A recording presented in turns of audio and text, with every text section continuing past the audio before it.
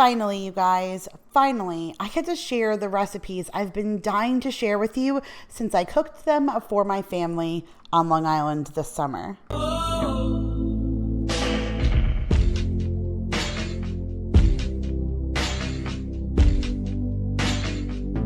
What is up, you guys? My name is Kira if you are new, and in today's video, I am finally getting a chance to share with you a couple of recipes that I cooked for my family when I went home to visit them this summer to Long Island. And these were recipes that I've cooked here in my house that my family here wanted me to share with my family there. So I think the one that Jake wanted me to share the most was the buffalo chicken. He absolutely loves my buffalo chicken dip, and he knew that my dad loves it too. And I took that buffalo chicken and I put it inside of a stuffed shell, and I put like a Cajun Alfredo on top, and Jake was just kind of over the moon about it. And although I knew not everybody would eat that buffalo chicken, I also made traditional stuffed shells, which I filmed that recipe to share with you guys. And then the second was this potato crusted chicken. So if you guys watch my grocery hauls, you know that Daryl picks a mystery item, and 1 week Daryl's mystery item was these Utz potato sticks. And although I knew we would love them, I just didn't see us finishing the entire container. So I was trying to be creative and figure out a way that we can utilize them, and I decided to make it a crust for a chicken, and it, you guys, just came out so phenomenal. It's the perfect crust if you like a good fried chicken. So all you're going to need is 2 eggs and a cup of milk. That's going to be your wet component.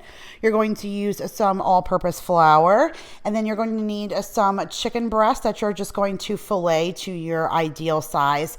And then you're going to need some potato sticks. We got the Utz potato sticks when Daryl chose them as the mystery item. It was the only one Walmart had. And then when my dad and I went searching, this was the only one that we could find at their local grocery store. So I don't know if Utz is the only one who makes potato sticks, but I did find them at their regular grocery store and at Walmart. So they're not impossible to find. And lastly, you're just going to need some oil for your fry component. And that is it, you guys.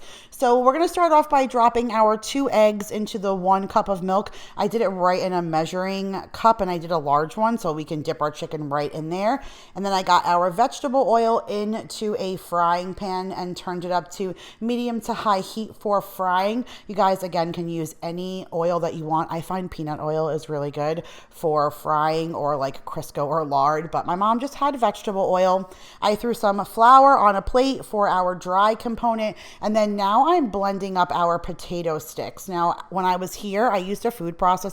My mom kind of had a crappy blender, so I did the best that I could to get the consistency that I was looking for. And you can see here that it's like a variety of consistency. So we have some powdery components, we have some larger pieces of the potato stick, we have smaller pieces. So it really just adds to that crunch factor. And then that's it, you guys.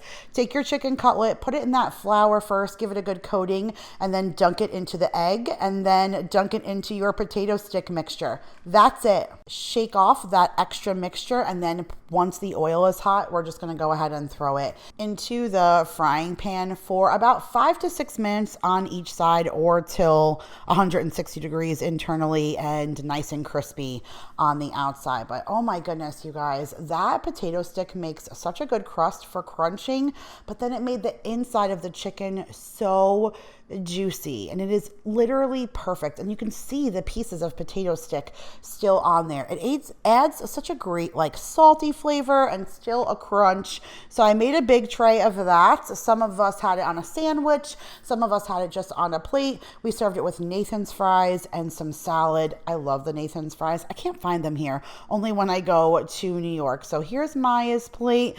She had some chicken, some fries with an apple and some ketchup.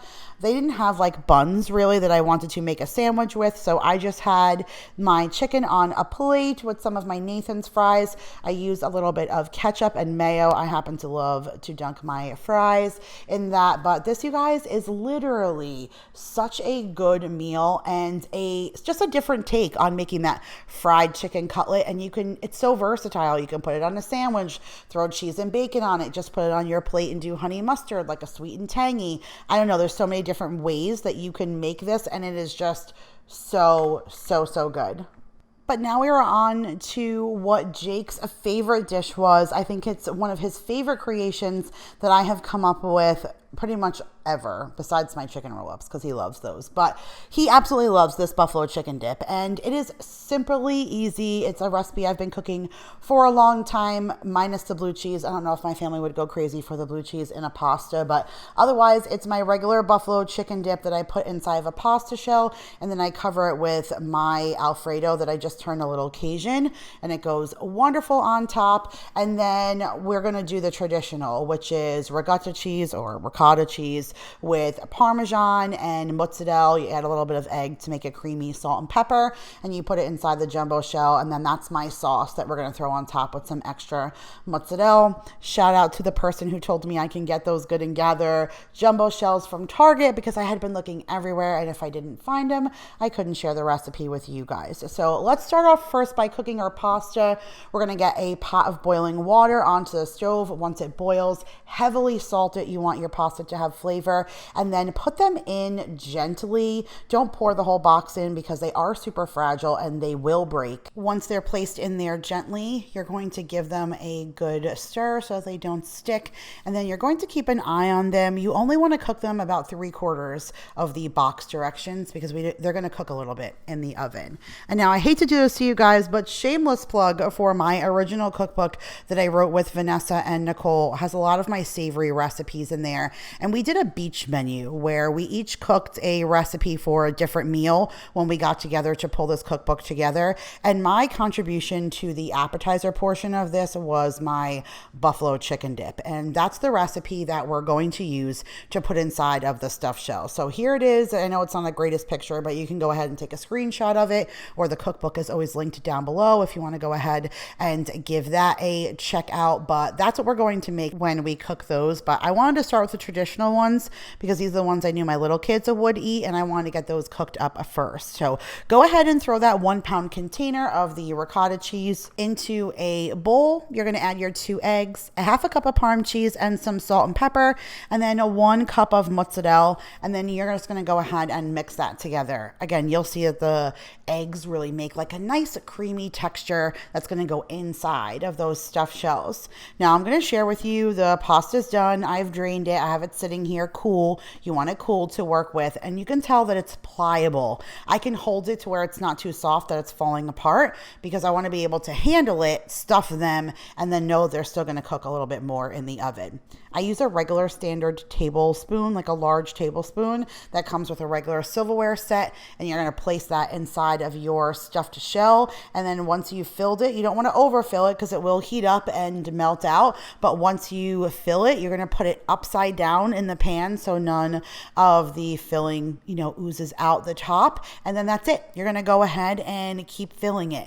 This is not complicated. It's just a little time consuming, and you literally could mix anything you want inside of that ricotta cheese. You can add spinach. I really like pepperoni. I know it sounds strange, but it goes really good with the creamy cheese, and then it complements really well with the acidity of the tomato sauce. I happen to really like that. But once you finish your tray, whatever your desired size of tray is, cover it with some pasta sauce as much as you like, and then you're going to put about another cup of shredded mozzarella cheese on top of this pan, and then into the oven at 350 degrees. It's already cooked, so you really just need to have everything get warm and gooey and up to temperature. So about 30 minutes in the oven, and then that's what it looks like. It is so yummy, you guys. But to Jake, the buffalo ones were what was ideal to him. And I have a recipe video that I can link up above for you where I make a super simple but amazing Alfredo sauce. And this is the exact same recipe, except I just put in like 2 teaspoons of chipotle powder just to kind of give it a little bit of that Cajun flavor. It goes great on top of the buffalo chicken. It's not spicy, it's just flavor. And that's it. Now this is my buffalo chicken dip that I use just to heat up in the oven, and we would normally dip tortilla chips or something like that in it. Like I said, I omit the blue cheese for like a pasta recipe, but besides that, it's the same recipe, and then we throw it inside of the shells just like we did the other cheese. And once you've finished stuffing all of your shells and you have it all in a pan, we're going to take that Alfredo sauce, all the components that you saw goes in a pot at one time. You bring it up to temperature and it just makes a super creamy and delicious Alfredo. You're going to ladle it over your buffalo chicken stuffed shells, another cup of shredded mozzarella on top of that, and then we're going to stick that in the oven for 350 degrees for, like I said, roughly about that 30 minutes, just till it comes up to temperature. I was inside folding laundry and I yelled to Jake and said, "Hey Jake, can you check on the oven and let me know if it's melty and good?" He said, "Oh yeah, yep mom, it's melty, it's good, I'll take it out," and then swiped 3 before I even got a picture, because he legitimately loves this. It is just so good. That Alfredo on top of the pasta with the buffalo chicken, it's just a different take on this recipe. This is actually the photo of the stuffed shells I made at my mom's. I did get a regular picture of it. I lost the footage, but I still had a regular picture. And then this is my plate of the food that I actually made. I had 1 of the buffalo chicken, 2 of the traditional, and then some salad with my homemade ranch. And it was so good. And it is a perfect Friday or Sunday meal. Again, you guys, not hard at all, just a little time consuming. But that is it for today's video. I hope you guys enjoyed, and if you did, make sure to give it a huge thumbs up. Thank you so much for your patience on waiting for these recipes. I know you guys are going to enjoy them if you give them a try. Subscribe if you are new. I love you guys all so much, and I'll see you guys in the next one. Bye guys.